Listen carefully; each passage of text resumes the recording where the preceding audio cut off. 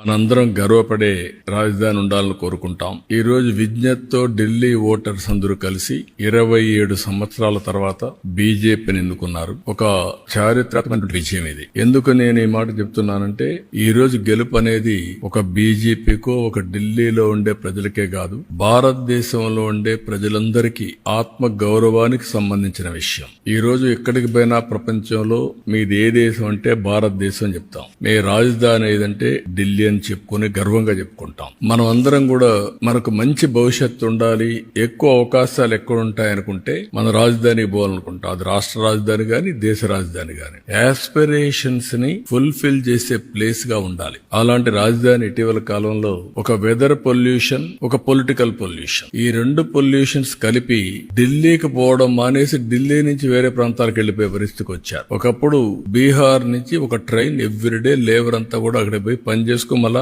Evening Delhi నుంచి బీహార్కి వెళ్ళేవాడు. ఇప్పుడు బీహార్ నుంచి ఢిల్లీకి రావడంలా పరిపాలన అంటే ఎట్లుంటుందంటే ఒక్కొక్కసారి పరిస్థితులన్నీ కూడా తారుమారయ్యే పరిస్థితులు వస్తుంది. దానికి ఉదాహరణ ఢిల్లీ. అయితే ఇక్కడ ఏ మోడల్ వర్కౌట్ అవుతుంది భారతదేశంలో అనుకుంటే, ప్రపంచంలో ఎక్కడ గాని భారతదేశంలో గాని పీపుల్స్ ఫస్ట్, ఒక సస్టైనబుల్ మోడల్ క్రియేట్ చేయాల్సిన అవసరం ఉంది. అదే నరేంద్ర మోడీ ఒక సస్టైనబుల్ మోడల్ ని క్రియేట్ చేస్తున్నాడు. ఆయన్ని మనస్ఫూర్తిగా అభినందిస్తున్నాం. ఈ రోజు ఢిల్లీలో గెలుపు కూడా ప్రధానమంత్రి నరేంద్ర మోడీ గారిపై నుండే నమ్మకం. ఆ నమ్మకంతో ఢిల్లీ ప్రజలు నరేంద్ర మోడీ గారి నాయకత్వాన్ని బలపరిచారు.